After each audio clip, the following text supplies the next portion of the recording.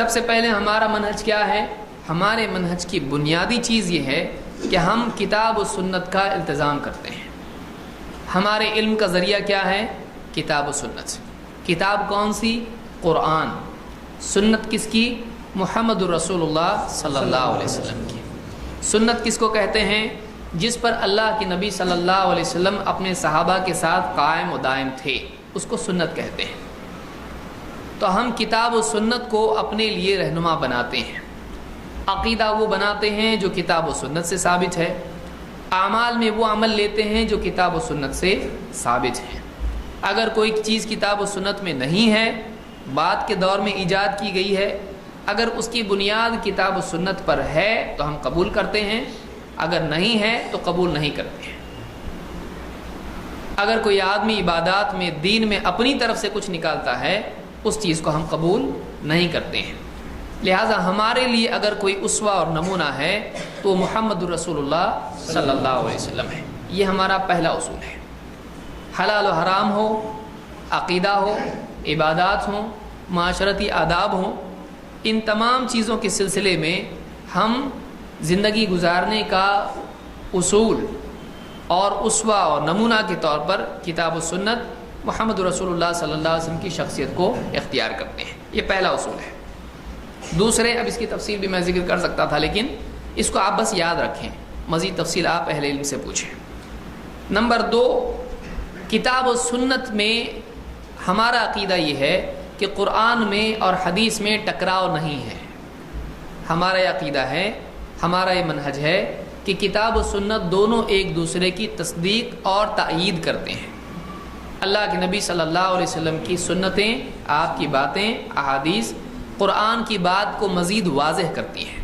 وہ قرآن سے ٹکراتی نہیں ہیں، وہ قرآن کے خلاف نہیں ہیں۔ لہٰذا ہم یہ نہیں کرتے ہیں کہ قرآن کی بات لے لیں اور کہیں کہ یہ حدیث قرآن کے خلاف ہے اور حدیث کا انکار کر دیں، ہم ایسا نہیں کرتے ہیں۔ پھر قرآن و سنت پر عمل کرنے کے لیے ہم عقل کو نمونہ نہیں بناتے ہیں، عقل کو قاعدہ نہیں بناتے ہیں، بلکہ ہم قرآن و سنت کی عملی تطبیق کے لیے، قرآن و سنت کی باتوں پر عمل کرنے کے لیے ہم دیکھتے ہیں کہ صحابہ نے اس پر کس طرح سے عمل کیا ہے۔ ہم قرآن کی آیت کو کہیں سے بھی لے لیں، کچھ بھی اس کا مطلب لے لیں، حدیث کو کہیں سے بھی اٹھا لیں، اپنے طور پر کچھ بھی عمل کرنے لگیں، ایسا نہیں کرتے ہیں۔ مثال کے طور پر حدیث میں اللہ کے نبی صلی اللہ علیہ وسلم نے فرمایا کہ جب اذان دی جاتی تو شیطان بھاگتا ہے۔ اب کوئی آدمی اس حدیث کی فضیلت کو لے لے اور قبر پر اذان دے اس گمان کے ساتھ میں کہ قبر میں جو میت ہے اس سے سوال پوچھتے وقت میں شیطان اس کو بھڑکائے گا، اس کو گمراہ کرے گا، لہٰذا قبر پر اذان دینا چاہیے۔ تو اب حدیث کی فضیلت کو لے کر وہ اس کو کہیں اور فٹ کر رہا ہے، وہ مسجد کی اذان کی بجائے قبر کی اذان پہ اس کو فٹ کر رہا ہے، وہ زندوں کے لیے اذان کی بجائے مردوں پر اس کو فٹ کر رہا ہے۔ تو ہم یہ کہتے ہیں کہ حدیث اپنی جگہ درست ہے، حدیث غلط نہیں ہے، لیکن اس حدیث میں جو بات آئی ہے اس پر عمل کرنے کے لیے دیکھنا چاہیے کہ صحابہ نے اس پر عمل کیسے کیا۔ کیا صحابہ قبر پر اذان دیتے تھے؟ نہیں۔ تو کتاب و سنت کی عملی تطبیق کے لیے، پریکٹیکل اپلیکیشن کے لیے اس پر کیسے عمل کیا جائے دیکھنے کے لیے ہم کس طرف جاتے ہیں؟ عقل کی طرف، سماج کی طرف نہیں، ہم صحابہ کی طرف جاتے ہیں۔ تو یہ دوسرا اصول ہمارا ہے۔ نمبر 3، ہم علماء کی قدر کرتے ہیں لیکن ہمیشہ اقوال رجال کے مقابلے میں نصوص کو ترجیح دیتے ہیں۔ کبھی کوئی عالم صاحب، کوئی بڑے بزرگ اللہ والے جو بھی ہوں، ان کا احترام اپنی جگہ، وہ اگر کوئی بات ایسی کہتے ہیں جو کتاب و سنت سے ٹکراتی ہے تو ہم ان کی عظمت کے تلے دب کر کتاب و سنت کو چھوڑتے نہیں۔ اتنے بڑے عالم ہیں، غلط کیسے ہو سکتے ہیں؟ لہٰذا کتاب و سنت غلط ہے؟ کتاب و سنت غلط نہیں ہے۔ اب دو میں سے کیا لیں؟ تو گمان کی بنیاد پر بہت سارے لوگ کیا کرتے ہیں، بڑے عالم ہیں تو ان کو زیادہ سمجھتا ہے، انہی کی بات لے لیں گے۔ وہ کتاب و سنت سے ٹکرانے والی بات بھی عالم کی لے لیتے ہیں۔ ہم ایسا نہیں کرتے، ہم ایسا نہیں کرتے۔ ہم کتاب و سنت کی بات کو، نصوص کو، دلائل کو دوسروں کی باتوں پر ترجیح دیتے ہیں۔ عالم ہو، اللہ والے ہوں، جو بھی بڑے ہوں، باپ دادا ہوں، سماج ہو، استاد ہوں، شیخ الحدیث ہوں، مفسر ہوں، اپنی جگہ ہے، لیکن ان کی بات اللہ اور اس کے رسول کے بات کے مقابلے میں نہیں چلے گی۔ ان کا احترام ہم کرتے ہیں، ان کی بات کا احترام کرتے ہیں، لیکن ان کی خطا کو ہم اختیار نہیں کرتے ہیں، اس کے مقابلے میں ہم کتاب و سنت کی بات کو ترجیح دیتے ہیں۔ تو رجال کے مقابلے میں ہم نصوص کو ترجیح دیتے ہیں، لوگوں کے مقابلے میں ہم دلیل کو زیادہ اہمیت دیتے ہیں، یہ ہمارا اصول ہے۔ نمبر 4، اگر قرآن و سنت کی بات ایک طرف ہو اور ہماری اپنی عقل میں ایک بات دوسری آ رہی ہو، تو ہم یہ نہیں کرتے ہیں کہ ہم عقل کی بات کو نمبر 1 پر رکھیں اور اللہ اور اس کے رسول کی بات کو نمبر 2 پر یا چھوڑ دیں۔ ہم ایسا نہیں کرتے ہیں۔ ہم اپنی عقل کو کتاب و سنت کے سمجھنے کا ذریعہ بناتے ہیں۔ ہم اپنی عقل کو کتاب و سنت کے تولنے کے لیے ترازو نہیں بناتے، اس کو یاد رکھیے آپ۔ ہماری جو عقل ہے، آپ کہیں گے بھائی عقل تو اللہ نے دی ہی، پھر کیوں دی اللہ نے؟ عقل دی تو کچھ فائدے کے لیے، کام کے لیے دی ہوگی، لہٰذا عقل اللہ نے قرآن میں بھی کہا افلا تعقلون، تم عقل سے کام کیوں نہیں لیتے؟ لہٰذا ہم عقل سے کام لیتے ہیں، لیکن عقل کو اللہ اور رسول کا مرتبہ نہیں دیتے ہیں۔ عقل کی بنیاد پر اللہ کی بات کو رد نہیں کرتے، عقل کی بنیاد پر اللہ کے رسول صلی اللہ علیہ وسلم کی بات کو رد نہیں کرتے، بلکہ عقل کو کتاب و سنت کے تابع کرتے ہیں، اس کے سمجھنے کا ذریعہ ہم مانتے ہیں۔ تو ہم عقل اور نقل میں جب اختلاف ہو جائے تو ہم نقل کو عقل پر مقدم کرتے ہیں۔ صاف الفاظ میں، آسان الفاظ میں، قرآن اور حدیث کی بات کو ہم عقل سے زیادہ اہمیت دیتے ہیں۔ عقل میں آئے یا نہ آئے، اللہ اور اس کے رسول کی بات کو شرافت سے مان لیتے ہیں، اس میں راستے نہیں نکالتے ہیں اس کو رد کرنے کے۔ تو ہمارے یہاں پر نقل کو عقل پر مقدم رکھا جاتا ہے۔ نمبر 5، ہمارے یہاں خواب شرعی دلیل نہیں ہے۔ کشف و الہام کی بنیاد پر ہم عقیدہ اور عمل نہیں گھڑتے۔ بہت سارے لوگوں کیا ہے، میرے خواب میں آیا کہ یہ بات صحیح ہے تو وہ بات صحیح ہو گئی، ہمارے یہاں ایسا نہیں ہے۔ خواب کو قرآن و سنت پر پیش کیا جاتا ہے۔ خواب اچھا بھی ہو سکتا ہے، برا بھی ہو سکتا ہے، اور شیطان کی طرف سے بھی ہو سکتا ہے، اللہ کی طرف سے بھی ہو سکتا ہے۔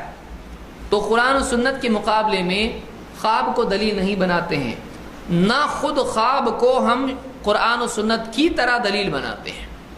ہم خواب کو شرعی حجت نہیں مانتے ہیں۔ ہاں، خواب دل کے سکون کا ایک ذریعہ ہے، اچھا خواب آئے تو اچھی بات ہے، یہ مومن کے لیے اللہ کی طرف سے خوشخبری ہے، لیکن یہ وحی کا بدل یا وحی کے بالمقابل برابر والی چیز نہیں ہے، تو خواب سے ہم دلیل نہیں لیتے۔ اسی طرح سے کشف و الہام ہمارے ہاں پر کوئی دلیل نہیں ہے۔ بعض لوگ کشف کو دلیل بناتے ہیں، ہمارے ہاں تو کشف خود حجت نہیں ہے کہ کوئی آدمی کہے مجھ کو فلاں چیز دکھائی دی، فلاں قبر میں نے دیکھا کہ اچھے حال میں ہے، لہٰذا یہ ولی تھا، لہٰذا اس کے قبر پہ درگاہ بناؤ۔ ہمارے یہاں پر کسی کو کچھ دکھائی دیا وہ دلیل نہیں ہے، ہو سکتا ہے وہ شیطان نے دکھایا، ہم کو کچھ معلوم نہیں ہے۔ تو کوئی روشنی دیکھ لے اور اس کو روشنی میں سے آواز آئے تجھ کو 5 نمازیں معاف، اب اس طرح وہ مجھ کو کشف ہوا۔ کسی کو کوئی نورانی مخلوق دکھائی دے، کہے کہ میں آپ کا غلام، آپ اللہ کے ولی ہو، تو اس طرح کی خوش فہمی میں کوئی مبتلا ہو جائے، کچھ کسی کو دکھائی دیتا ہے، وہ شیطان کی طرف سے دھوکہ ہوتا ہے، اس کو شرعی حجت بنا سکتے ہیں؟ نہیں، وہ ہمارے ہاں کشف دلیل نہیں ہے۔ اسی طرح سے ہمارے ہاں الہام بھی کوئی دلیل نہیں ہے۔ اب اس میں خود علماء کا اختلاف ہے کہ یہ چیزیں شرعی طور پر یعنی ہوتی ہیں کہ نہیں ہوتی ہیں۔ میں قطع نظر اس سے میں بس اتنا یہ کہہ رہا ہوں کہ اگر کوئی اس کو دلیل بناتا ہے، ہمارے یہاں دلیل نہیں ہے۔ الہام کسی کے دل میں کوئی بات آ جانا، کوئی کہے میرا دل کہتا ہے کہ یہ حدیث صحیح ہے، چاہے ساری دنیا کے محدثین اس کو ضعیف کہیں، میرا دل کہتا ہے میرے رسول نے بات کہی ہے۔ آپ کا دل کہاں سے آیا؟ آپ کا دل دلیل ہے، آپ کا دل قرآن ہے، آپ کا دل حدیث کیا ہے؟ یہ اللہ کی طرف سے یعنی کوئی حجت ہے؟ یہ وہ پیڑ ہے جس میں سے موسیٰ علیہ السلام نے آواز سنی تھی؟ کیا ہے یہ دل آپ کا؟ آپ کا دل کوئی دلیل نہیں ہے۔ تو ہمارے یہاں پر دل میں آنے والے خیالات شرعی حجت نہیں ہوتے ہیں، چاہے وہ کتنے ہی نورانی دکھائی دیں۔ ہمارے نزدیک قرآن و سنت دلیل ہیں، ان کی روشنی میں ہر بات کو جانچا جائے گا۔ تو ہمارے یہاں خواب، کشف اور کرامت بھی دلیل نہیں ہے۔ اس آدمی نے کرامت دکھائی، چلو ولی بناؤ اس کو، نہیں کر سکتے ایسا، وہ شیطان کا ولی بھی ہو سکتا ہے۔ تو کرامت کا دکھانا، عجائبات کا دکھانا کسی آدمی کو اللہ کا مقرب ثابت نہیں کرتا ہے کہ اس کی بنیاد پر اس کی ہر بات کو مان لیا جائے، اس کے پاؤں دھو کے پیے جائیں، اس کی حرام کو بھی حلال مانا جائے، اس کی غیر شرعی حرکتوں کو بھی عقیدت اور تقدس کی نگاہ سے دیکھا جائے۔ ہمارے یہاں ایسا نہیں ہے، ہمارے یہاں یہ شرعی حجت نہیں ہے۔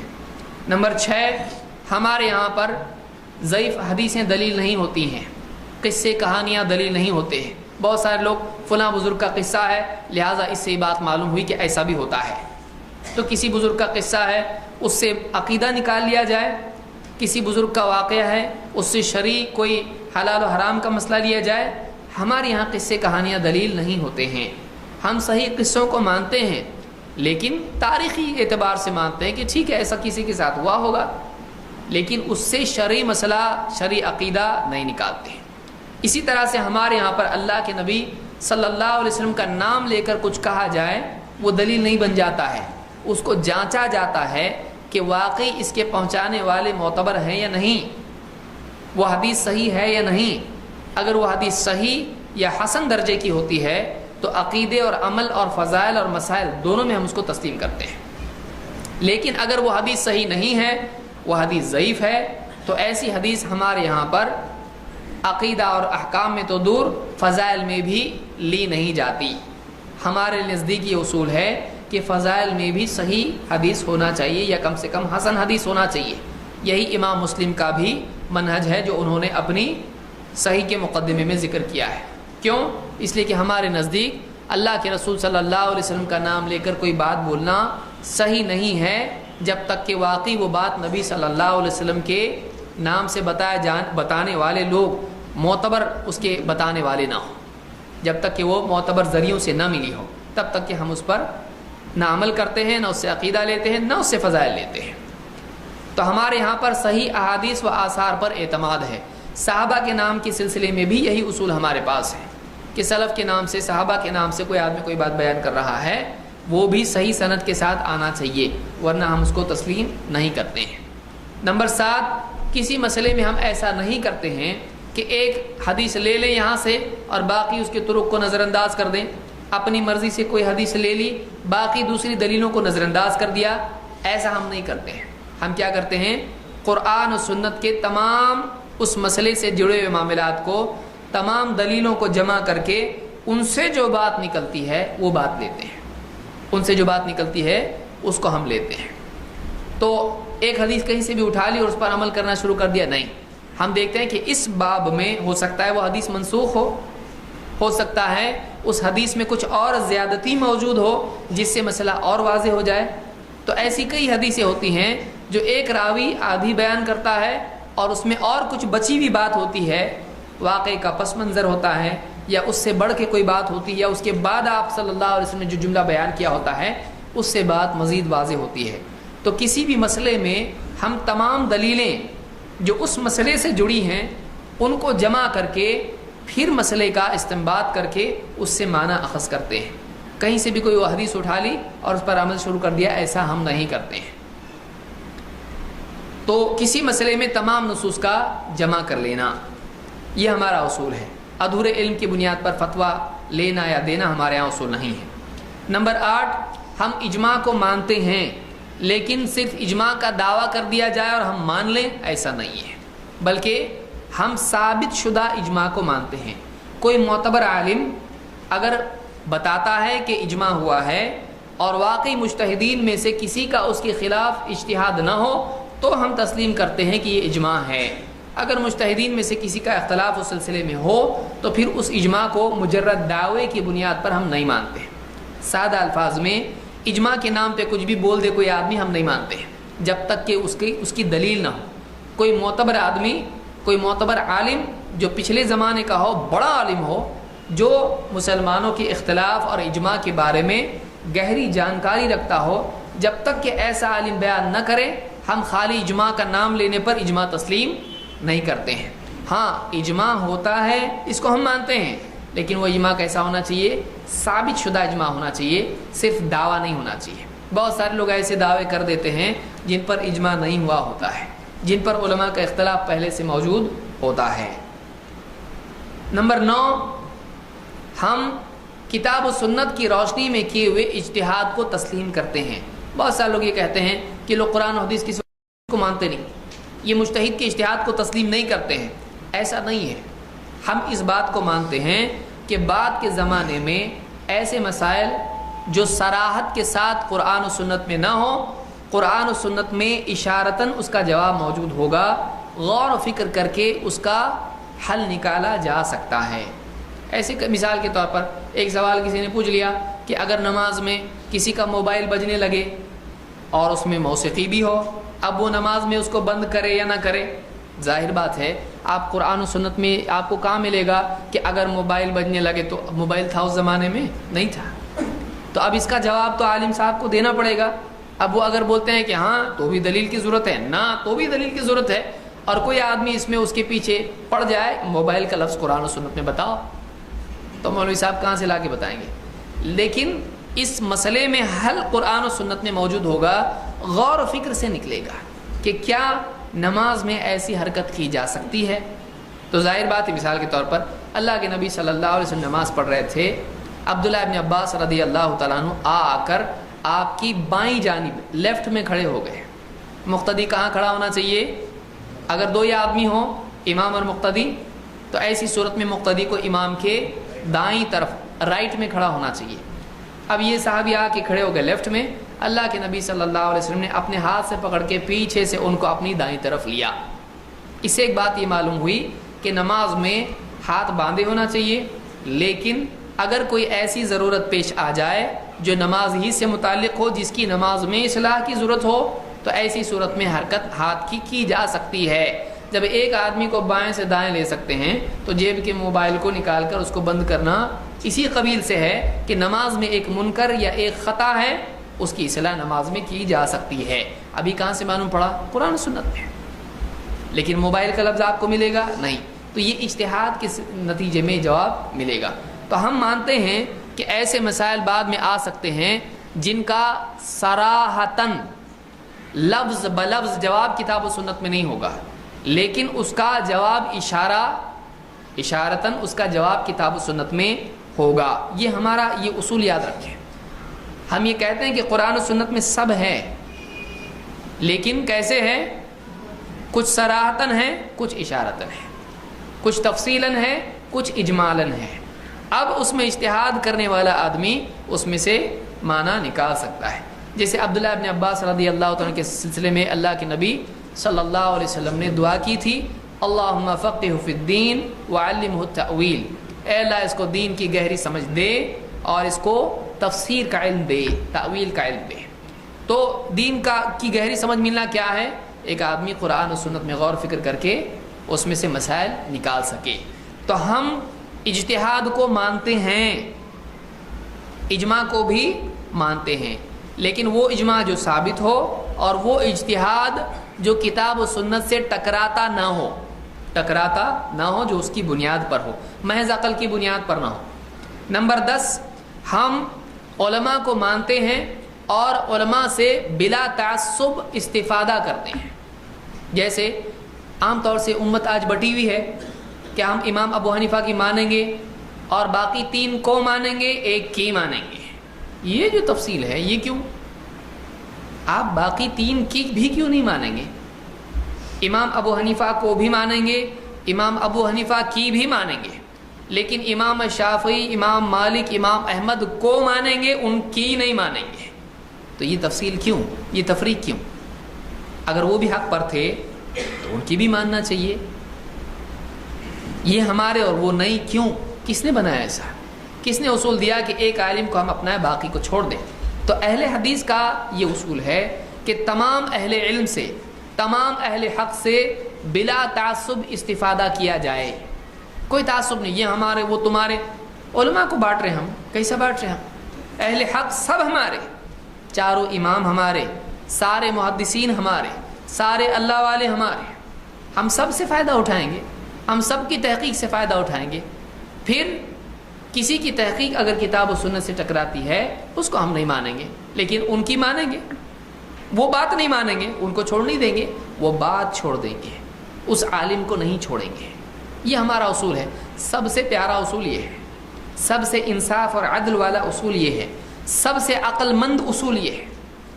اب بتائیے ایک آدمی کو کہے کہ دیکھیے جب بھی خاندانی جھگڑے ہوں میں ابو کی مانوں گا، کیوں؟ یہ میرے ابو ہیں، میں چچا کی بات کتنی بھی صحیح ہو نہیں مانوں گا، دادا جان اگرچہ بڑے ہیں لیکن ابو تو یہ ہیں، میں ان کی مانوں گا، دادا جان کی نہیں مانوں گا، اور اگر گھر کے باہر والا تو اس کی تو بالکل ہی نہیں مانوں گا۔ تو یہ اصول صحیح ہے؟ بلکہ ہم کو اصول یہ بنانا چاہیے حق بات کوئی بھی کہے ہم مانیں گے، چاہے چھوٹا ہو یا بڑا ہو، چاہے اپنا ہو یا پرایا ہو۔ اہل حدیث کا یہ اصول ہے کہ حق بات بلا تعصب تسلیم کی جائے، یہ نہیں کہ ہم اپنے عالم کا فلٹر بنا کے باتیں تسلیم کریں کہ ہمارے چینل سے آئے گا تو ہم مانیں گے، ہمارا اپنا عالم بولے گا تو ہم مانیں گے، نہیں، حق بات جب ہوگی تو اس کو ہم تسلیم کریں گے۔ لیکن اس میں ایک اصول اچھی طرح سے یاد رکھیں اس ضمن میں، ایک ہے کہ حق بات کہیں سے بھی آئے ہم اس کو مان لیں گے جب ثابت ہو جائے وہ حق ہے، لیکن حق معلوم کرنے کے لیے، علم حاصل کرنے کے لیے ہم اہل بدعت کے پاس نہیں جائیں گے، دونوں میں فرق ہے۔ کوئی آدمی کہے بھائی حق بات جہاں سے بھی ہو قبول کرنا چاہیے، لہٰذا ہم سارے بدعتیوں کی مجلسوں میں جا کے لیں گے، وہاں سے بھی تو کچھ حق مل سکتا ہے، نہیں۔ اہل باطل کی کتاب پڑھیں گے، وہاں سے بھی حق مل سکتا ہے، نہیں۔ علم حاصل کرنا اہل حق سے ہونا چاہیے، لیکن اہل باطل اگر آپ کے پاس آ کر کوئی حق بات بیان کرتے مانیں گے ہم اس کو، لیکن جائیں گے نہیں ان کے پاس علم حاصل کرنے کے لیے۔ کیوں؟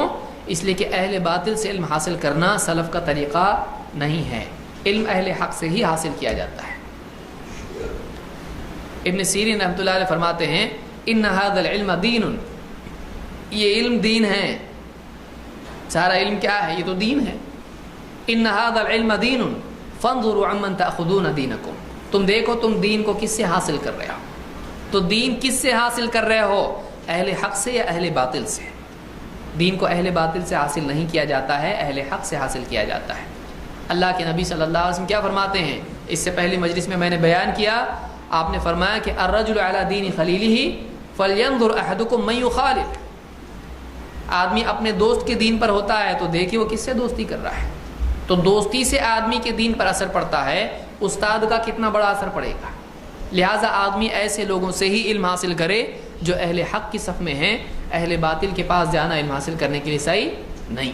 تو یہ ہمارا اصول ہے، یہ 10 اصول میں نے بیان کیے ہیں، صرف یہ 10 اصول نہیں ہیں، ان کے علاوہ بھی ہمارے منہج میں اور کئی چیزیں ہیں جن کو تفصیل سے اہل علم سے آپ معلوم کر سکتے ہو۔